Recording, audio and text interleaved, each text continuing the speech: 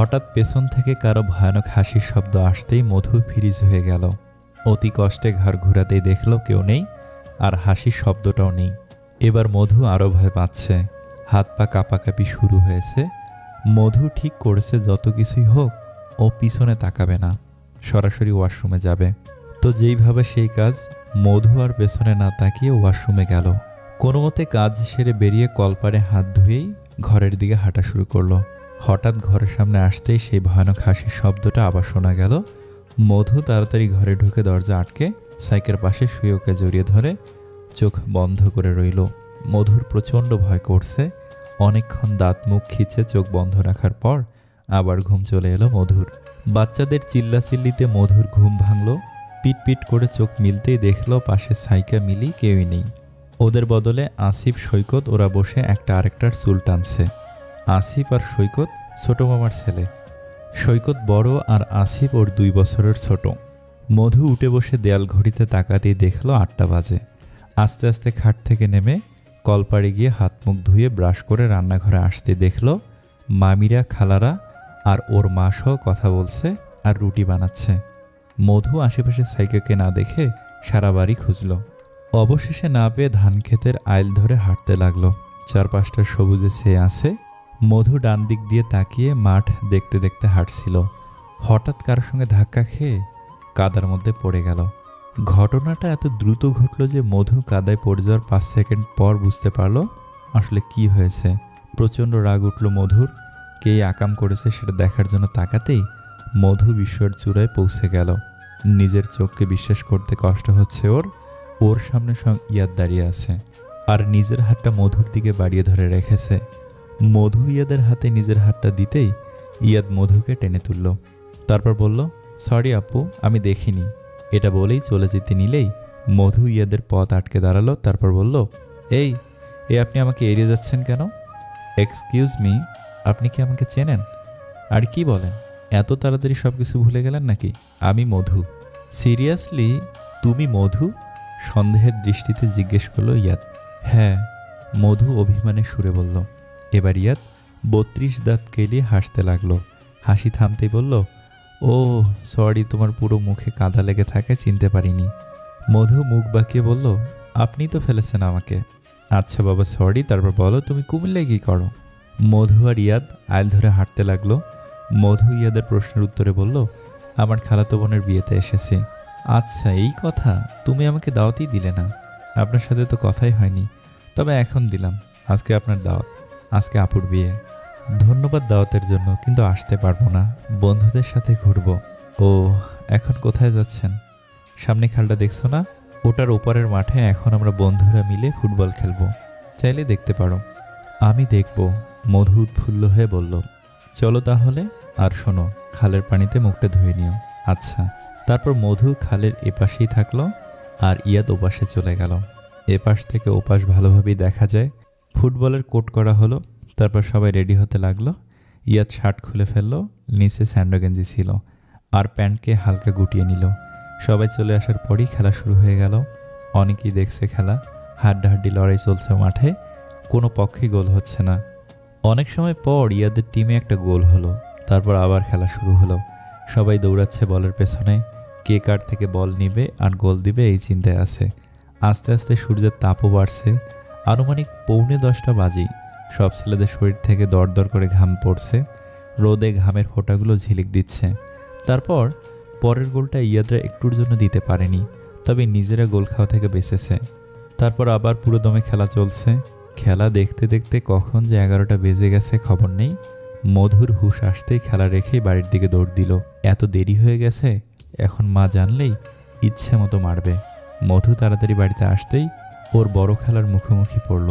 তিনি ভুরু কুঁচকে বলল, দৌড়াচ্ছিস কেন? কোথায় গিয়েছিলে? ওই তো একটু এদিকেই গিয়েছিলাম। ও আচ্ছা, যা গিয়ে গোসল করে রেডি হয়ে নেয়, দুপুরেই তো বরযাত্রী চলে আসবে। ও খালামণি, সাইকা আপু কোথায়? গোসল করতে গেছে মিলিকে নিয়ে। আপু পার্লারে যাবে না? এবারের মেয়েরা পার্লারে যায় না, ওর বান্ধবীরা সাজিয়ে দেবে। ও আচ্ছা, আমি তাহলে গোসল করতে যাই। মধু দৌড়ে গিয়ে ঘরে ব্যাগ থেকে জামা কাপড় বের করে পুকুর পাড়ে চলে গেল। বরযাত্রী চলে এসেছে, তবুও সাইকাকে সাজানো হয়নি। বিয়ের পর যখন বরযাত্রী খেতে বসবে তখন সাজানো হবে। সাইকাকে ঘিরে অনেক মুরব্বি আর ওর বান্ধবীরা বসে আছে। বাইরে থেকে কাজীর কণ্ঠ শোনা গেল। তিনি ভেতরে এসে বিয়ে পড়ানো শুরু করলেন। তারপর সাইকাকে বললেন কবুল বলতে। সাইকা একটু চুপ করে রইল। সবাই বলার পর আস্তে আস্তে কবুল বলল। এরপর সবাই আলহামদুলিল্লাহ পড়ল। কাজী বেরিয়ে যেতেই ওর বান্ধবীরা মিলে ওকে সাজানো শুরু করলো। আর মধু ওই ঘর থেকে বের হতেই দেখল বড় খালার ঘরে ছোট বাচ্চাদের খেতে দেওয়া হয়েছে। এতক্ষণ ধরে মধু এটাই চাইছিল, তাই ওখানে গিয়ে বাচ্চাদের পাশে বসে পড়লো। ওকে বসতে দেখে মেঝো খালা বলল, কিরে মধু, তুই এখানে বসছিস কেন? খিদে পেট ব্যথা করছে খালা, আমাকে খাবার দাও। সোনা, আরেকটু অপেক্ষা কর, সাইকাকে বিদায় দিয়ে তারপর আমরা খাবো। এখন খেলে মানুষ খারাপ বলবে। অগত্যা মধুর উঠে যেতে হলো। খাওয়া নিয়ে এত তামাশা সত্যি অসহ্য। এখন খেলে খারাপ কেন বলবে সেটাই মধুর মাথায় ঢুকছে না। মধু মনে মনে ভাবলো, এভাবে ক্যাবলার মতো ওয়েট করতে পারবো না, কিছু একটা করতে হবে। হঠাৎ মাথায় একটা আইডিয়া আসলো। মধু চট করে মেঝো খালার রুমে গিয়ে ওনার শোকেস থেকে একটা কাচের প্লেট নামিয়ে মেঝো খালার কাছে এলো। তারপর ওনার সামনে প্লেটটা ধরে বলল, খালামণি, এই প্লেটটা একটু ভালো করে সাজিয়ে দাও। ওর খালামণি ধমক দিয়ে বলল, তোকে বললাম না পরে খেতে? তর্স হয়েছে না একেবারে। আরে খালামণি, আমার জন্য না তো, সাইকা আপুর বান্ধবীর আম্মুর জন্য। বড় খালামণি আমাকে বলল তোমাকে গিয়ে বলতে। মধু ব্যস্ত গলায় বলল, ও আচ্ছা, সেটা আগে বলবি তো, প্লেটটা দে এবার। মধু প্লেটটা এগিয়ে দিতেই উনি ভালোভাবে পোলাও, মাংস, ডিম, সালাদ আরও হাবিজাবি দিয়ে সুন্দর করে সাজিয়ে দিল। মধু প্লেটটা নিয়ে চুপচাপ রান্নাঘরে চলে গেল। রান্নাঘরে আপাতত কেউ নেই। মধু রান্নাঘরে ঢুকেই দরজাটা আটকে খাওয়া শুরু করলো। অর্ধেক খাওয়া শেষ হতেই কেউ একজন দরজা খুলতেই মধু ফ্রিজ হয়ে গেল। দরজার দিকে তাকাতেই দেখলো আরাফ দাঁড়িয়ে আছে। আরাফ ওকে দেখে ভুরু কুঁচকে বলল, কিরে মধু, তুই এখানে লুকিয়ে লুকিয়ে খাচ্ছিস কেন? মধু ধরা পড়া গলায় বলল, আসলে আমার অনেক খিদে পেয়েছে, কিন্তু খালামণি বলছে পরে সাইকাবুকে বিদায় দিয়ে খেতে, তাই এখানে বসে খাচ্ছি। মধুর কথা শুনে আরাফ হাসতে হাসতে বলল, যা আমার রুমে গিয়ে খা, এখানে খেলে এমনিতেও ধরা পড়বি। কিন্তু এখন বের হব কিভাবে? মধু অসহায়ের সুরে বলল, তোর প্লেটটা আমার হাতে দে, আমি প্লেটটা আমার ঘরে রেখে আসছি, তুই হাত ধুয়ে ওখানে চলে যাস। আরাফ মধুর প্লেটটা নিয়ে চলে গেল। মধু রান্নাঘরে কলসির থেকে পানি নিয়ে হাতটা ধুয়ে আরাফের ঘরে চলে গেল। আরাফ নিজের পড়ার টেবিলে ওর প্লেটটা ঢেকে রেখেছে। মধু গিয়ে আবার খেতে বসলো। খাওয়া শেষ করে প্লেটটা ধুয়ে আবার মেজো খালামণির শোকেসে রেখে দিয়ে বের হতেই কান্নাকাটি শুনতে পেল। মানে সাইকাকে বিদায় দিচ্ছে। মধু গিয়ে সেখানে উপস্থিত হলো। সাইকা সবাইকে ধরে ধরে কাঁদছে। কান্নাকাটি একটু কমলে শিহাব আর আরাফ সাইকাকে গাড়িতে তুলে দিল। সাইকার সাথে মিলিয়ে গেল। এটা নাকি নিয়ম, কনের সাথে কেউ একজন যায়। প্রথমে সবাই চেয়েছিল মধু যাক, কিন্তু মধুর মা মানা করে দেওয়ায় মিলি গেল সাইকার সাথে। সাইকাকে বিদায় দেওয়ার পর মধুর মা আর মধুর মেজো খালা সাইকার মাকে সান্ত্বনা দিতে লাগলো। একমাত্র মেয়েকে বিদায় দিয়ে তিনি ভেঙে পড়েছেন। মধু কিছুক্ষণ সেখানে দাঁড়িয়ে বাড়ি থেকে বেরিয়ে ধান খেতে চলে এলো। এখন বিকেল, সূর্যটা পশ্চিম দিকে ঢলে পড়েছে। হালকা একটা ঝিরিঝিরি বাতাস বইছে ধান ক্ষেতের ওপর দিয়ে। মধু হাঁটতে হাঁটতে খালের পাড়ে চলে এলো। সকালেও এসেছিল ইয়াদের খেলা দেখার জন্য, কিন্তু পরে আর যাওয়ার সময় কথা হলো না। আচ্ছা, ইয়াদ কি খেলা শেষ হওয়ার পর মধুকে খুঁজেছিল, নাকি ওর মনেই ছিল না? মধু আস্তে আস্তে কিনারা বেয়ে নেমে খালের প্রবাহিত পানির ধারায় হাত ভিজালো। কি শীতল পানি! আশেপাশে তেমন কেউ নেই। মধু উঠে দাঁড়ালো। তারপর আবার ধান ক্ষেতের আল ধরে হাঁটতে লাগলো। এই মুহূর্তে মধু একটা গান গাইতে ইচ্ছে করছে। মধু গুনগুনিয়ে গাওয়া শুরু করলো, তুমি না ডাকলে আসবো না, কাছে না এসে ভালোবাসবো না। দূরত্ব কি ভালোবাসা বাড়ায়, নাকি চলে যাওয়ার বাহানা বানায়? দূরের আকাশ নীল থেকে লাল, গল্পটা পুরনো। ডুবে ডুবে ভালোবাসি, তুমি না বাসলেও আমি বাসি। ডুবে ডুবে ভালোবাসি, তুমি না বাসলেও আমি বাসি। বাসায় তেমন মেহমান নেই, আর মধুর সমবয়সী তো কেউই নেই। সব খালা, মামি, মার বয়সী। তার বড় খালার রুমে বসে কথা বলছে। আরাফ, শিহাব বাইরে গেছে। মধুর বোরিং লাগছে। ও বড় খালার রুমে ঢুকতে গিয়ে থমকে দাঁড়ালো। ভেতর থেকে ওর মায়ের গলার আওয়াজ আসছে। তিনি বলছেন, সাইকার তো বিয়ে হয়ে গেছে, এরপর মধুর বিয়ে দিব, 2-3 মাসের মধ্যেই বিয়ে দিয়ে দেব। তারপর কেউ একজন বলল, আপা, আপনার মেয়ে তো বড় হয়েছে, আমি একটা ছেলেরে চিনি, খুব ভালো, আপনি বললে আমি আসতে বলবো। আচ্ছা, আগে সাইকের বউ ভাত হোক। ওর বউ ভাতের পরের দিন আসতে বইল। আইরিন রহমানের কথা শেষ হতেই ওর বড় খালা বলল, তুই এত তাড়াহুড়ো লাগিয়েছিস কেন রে? সাইকা অনার্সে ভর্তি হওয়ার পর ওর বিয়ে দিয়েছি আমরা। তোর মেয়ে তো এখনও ইন্টার পরীক্ষায় দেয়নি। সাইকা তো ভালো, কিন্তু আমার মেয়ের তো ভরসা নেই।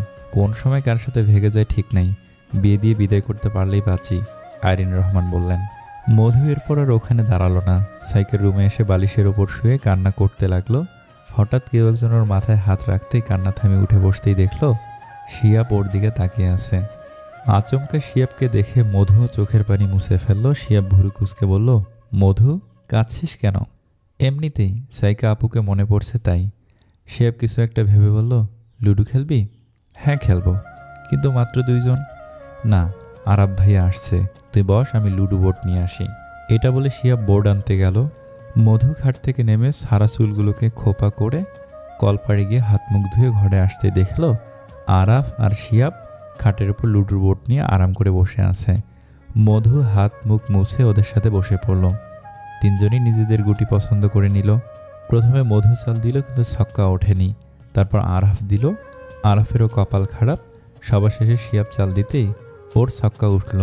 শিয়াব এক গুটি উঠিয়ে আবার চালল, কিন্তু এবার 1 উঠল। গুটিটা এক ঘর এগিয়ে দিল। তারপর মধু চালতে এবার মধুর ছক্কা উঠল। মধু নিজের একটা গুটি উঠিয়ে আবার চাল দিল, এবারও ছক্কা। মধু নিজের দ্বিতীয় গুটিও ওঠালো। এরপর আবার দিতেই 5 উঠল। প্রথম গুটি 5 ঘরে এগিয়ে দিল। তারপর চাল আরাফের। আরাফ মনে মনে চাইছিল একটা ছক্কা যেন ওঠে, কিন্তু কে জানে ওর ওপর কি কুফা লেগেছে, এবার ছক্কা ওঠেনি। এরপর শিহাব চাল দিল, শিহাবের পর মধু। ওদের দুজনের আর ছক্কা না উঠলেও গুটি এগোচ্ছিল, কিন্তু বেচারা আরাফের একটা গুটিও এখন পর্যন্ত ওঠেনি। আরাফের ইচ্ছে করছে খেলা ছেড়ে উঠে যেতে। কয়েকবার চেয়েছিল, কিন্তু মধু আর শিয়াব ওকে জোর করে বসিয়ে রেখেছে। ইতিমধ্যে মধুর 1 গুটি পেকে গেছে। শিয়াবের 1 ঘর গেলেই একটা গুটি পেকে যাবে, অথচ আরাফের এখনও একটা ছক্কা উঠছে না। তবু বিরক্তি মুখে বসে আছে ও। হঠাৎ চাল দিতে আরাফের ছক্কা উঠল। আরাফ খুশিতে একটা গুটি উঠিয়ে আবার চাল দিল, আবারও ছক্কা উঠল। আরেকটা গুটি উঠিয়ে আবার চাল দিতেই 4 উঠল। এতক্ষণে আরাফের মুখে হাসি ফুটল। খেলা আস্তে আস্তে জমছে। শিহাবের একটা গুটি আরেকটু পরেই পাকত, কিন্তু মধু নিজের গুটি দিয়ে ওটা কেটে দিল। এভাবে কাটাকাটি চলছে। মধু আর শিহাবের একটা গুটি পাকলেও এরপর আর কোনো গুটি পাকছে না, শুধু কাটাকাটি হচ্ছে। অনেকক্ষণ খেলার পর মধুর আর আরাফের মুড চলে গেল। আর খেলতে ইচ্ছে করছে না, তাই শিহাব লুডোর বোর্ড রেখে এলো। এর মধ্যে আরাফের মা এসে বলল, তোরা সবাই খেয়ে নে, খাবার দিয়েছি। আরাফের মায়ের কথায় সবাই মাঝখানের রুমে চলে গেল। এই রুমে সবাই একসাথে খায়। একটু আগে মামারা, খালুরা আর অন্যান্য আত্মীয়রাও খেয়েছে। এখন বাকি যারা আছে তারা খাবে। খাওয়া শেষ করে মধু সাইকেল রুমে এসে দেয়াল ঘড়িতে দেখল 10:30 বাজে। যে যার মতো শুয়ে পড়ছে। সাইকেল রুমে আজ মধুর একা শুতে হবে। এমনিতেই মধু ভয় পায়, আজ আরও ভয় লাগছে।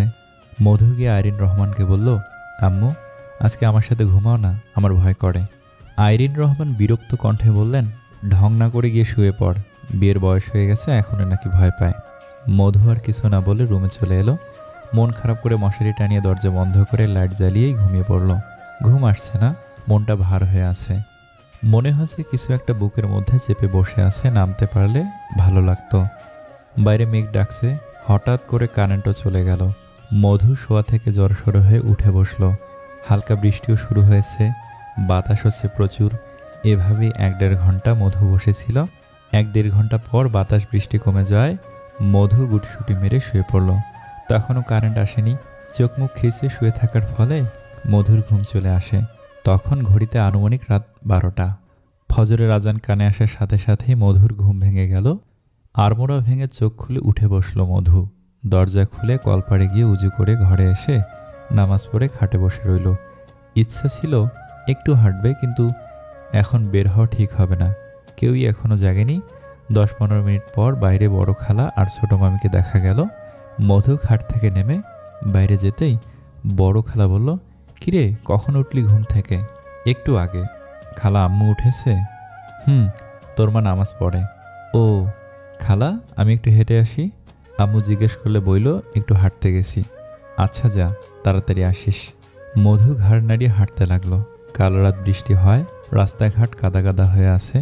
আর মধু জুতো নেয়নি, খালি পায়ে হাঁটছে। খালি পায়ে হাঁটতে মধুর ভালো লাগে। সবসময় জুতা পায়ে দিয়েই হাঁটা হয়, তাই মধু যখনই গ্রামে আসে তখনই খালি পায়ে হাঁটে। মধুর বহুদিনের ইচ্ছা নৌকায় চড়া, কিন্তু আজও সেটা পূরণ হয়নি। কে জানে কবে হবে। প্রায় অনেকক্ষণ হাঁটাহাঁটি করে মধু বাড়ি ফিরল। কলপাড়ে গিয়ে হাত পা ধুয়ে ঘরে এসে দেয়াল ঘড়িতে দেখল 7টা বাজে। মধু ঘর থেকে বেরিয়ে রান্নাঘরে গেল। সেখানে ওর মা আর মামিরা নাস্তা বানাচ্ছে। ওকে দেখে ওর মেঝো খালামণি ডেকে বলল, মধু, এই নাস্তার প্লেটটা তোর বড় মামাকে দিয়ে আয়। মধু প্লেটটা নিয়ে বড় মামার রুমে আসতেই দেখল বড় মামা হেলান দিয়ে বসে আছে। মধু টেবিলে নাস্তার বাটিটা দিয়ে বলল, মামা, নাস্তা দিয়েছি। আচ্ছা, তুই খেয়েছিস? না, পরে খাবো। এটা বলে মধু চলে গেল। এরপর সবার নাস্তা পৌঁছে দিতে দিতে মধু ক্লান্ত হয়ে গেছে। সবার শেষে নিজের নাস্তা নিয়ে ঘরে এসে খাওয়া দাওয়া শেষ করলো। এখন প্লেট রাখতে যাবে, এই সময় ছোট মামি এসে বলল, মধু, শোনো, আজকে আমরা সবাই শাড়ি পরে যাব সাইকের শ্বশুর বাড়ি। তুমি শাড়ি এনেছ? মধু উদাস মুখে বলল, না মামি, শাড়ি তো আনিনি। আচ্ছা, সমস্যা নেই, প্লেট রেখে আমার রুমে আসো। মধু প্লেটগুলো রেখে ছোট মামির রুমে গেল। ছোট মামি 5-6টা শাড়ি বের করে বলল, দেখো, যেটা তোমার পছন্দ হয় সেটা পরো। মধু দেখে শুনে কালো রঙের লাল কাঁচাওয়ালা একটা শাড়ি নিল। ছোট মামি শাড়িটা ওর গায়ের ওপর মেলে ধরে বলল, বাহ, অনেক সুন্দর লাগছে, এটাই পরবে তুমি? 11টার মধ্যে গোসল করে নিও। আচ্ছা, তুমি কোনটা পরবে মামি? ছোট মামি হালকা গোলাপি রঙের উপরে সোনালি রঙের সুতায় জর্জেটের কাজ করা একটা শাড়ি বের করে বলল, এটা পরবো। এই শাড়িটা তোমার মামা আমাদের বিবাহ বার্ষিকীতে দিয়েছে। এটা বলেই ছোট মামি একটু লাজুক হাসলো। মধু একটু হেসে বলল, আচ্ছা, আমি এখন গেলাম। আচ্ছা, যাও। মধু সেখান থেকে বের হতে আরাফের মুখোমুখি পড়ল। আরাফ ভুরু কুঁচকে বলল, এভাবে টই টই করে ঘুরে বেড়াচ্ছিস কেন? কোথায় ঘুরে বেড়াচ্ছি? আমি তো ছোট মামির কাছে গিয়েছিলাম শাড়ি পছন্দ করতে। কেন? শাড়ি পছন্দ করে কি করবি? ছোট মামি বলছিলাম সবাই নাকি শাড়ি পরে সাইকাপুর বাড়িতে যাবে, তাই আমাকে ওনার থেকে একটা পছন্দ করতে বলেছিল। ও আচ্ছা, শোন, তোর সাথে একটা কথা আছে। কি কথা? এখানে না, বাইরে আয়। আচ্ছা, চলো। আরাফ মধুকে নিয়ে পুকুর পাড়ে চলে গেল। পাড়ে এসে মধু বলল, বলো, কি বলবে? আচ্ছা, মেয়েদের চুরির মুঠ, টিপের পাতা, কানের দুল, নাকফুল, মেহেদি, এগুলো কত করে রে? আসলে দাম জানি না তো, সেই জন্য জিজ্ঞেস করলাম। দোকানদার তো ঠকিয়ে দিবে। মধু এক ভুরু উঠিয়ে সন্দেহের দৃষ্টিতে আরাফের দিকে তাকে বলল, কেন বলো তো, তুমি এগুলো কিনে কি করবে? আরে আমার এক বান্ধবীর জন্মদিন আজকে, তাই ওকে গিফট করব। উল্টাপাল্টা কিছু ভাববি না। মধু মুখ ভেঙিয়ে বলল, বান্ধবী নাকি প্রেমিকা? সত্যি বান্ধবী। আচ্ছা, আমি সবগুলোর দাম লিখে তোমাকে দিচ্ছি। আচ্ছা, আমি ঘরে আসি, তুই দিয়ে যাস। আচ্ছা। মধু ঘরে গিয়ে আরাফের বলা সবগুলো জিনিসের দাম লিখে আরাফকে দিয়ে আসলো। আসার সময় বলল, এগুলোর প্রত্যেকটা থেকে 1 সেট আমার জন্য চাই, না হলে বড় খালামনের কাছে ফাঁস করে দেব। আমার কাছে এত টাকা নেই রে বোন, থাকলে সত্যি নিয়ে আসতাম। বান্ধবীর জন্য থাকে কিন্তু বোনের জন্য থাকে না। বাহ, মধু অভিমানী গলায় বলল। আরাফ একটু হেসে বলল, আচ্ছা, তোর জন্য আনবো, খুশি? মধু ঠোঁট প্রশস্ত করে হাসল।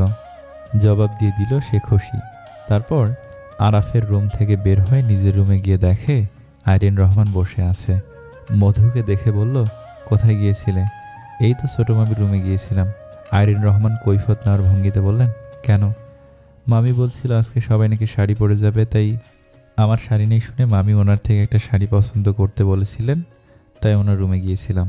শাড়ি পরা লাগবে না, অন্য যে ড্রেস আছে সেটা পরবি। মা, সবাই পরবে, আমিও পরি। মধুর কথা শুনে আইরিন রহমান সপাটে একটা চড় মেরে বলল, আমার কথার উপর কথা বলিস কিভাবে? দিন দিন কি বেয়াদব হয়ে যাচ্ছিস? এটা বলে আইরিন রহমান চলে গেলেন ঘর থেকে। তিনি মূলত এজন্যই এসেছেন যে যেন মধু শাড়ি না পরে। একটু আগে রান্নাঘরে শুনছিল সবাই নাকি শাড়ি পরবে, তাই তিনি মধুকে নিষেধ করতে এই ঘরে এসেছিলেন। আইরিন রহমান চলে যাওয়ার পর মধু বাম হাতের পিঠ দিয়ে চোখের পানি মুছে ফেলল। তারপর জামা কাপড় নিয়ে পুকুর ঘাটে গেল। আজকে কেউ নেই, একা গোসল করতে হবে, বড়রা পরে করবে। মধু গলা পানি পর্যন্ত নামলো, তারপর ইচ্ছা মতো ডুব দিতে থাকলো। একটা পর্যায়ে ডুব দিতে দিতে চোখে মুখে আধার দেখছিল, তাই তাড়াতাড়ি ঘাটে চলে আসলো।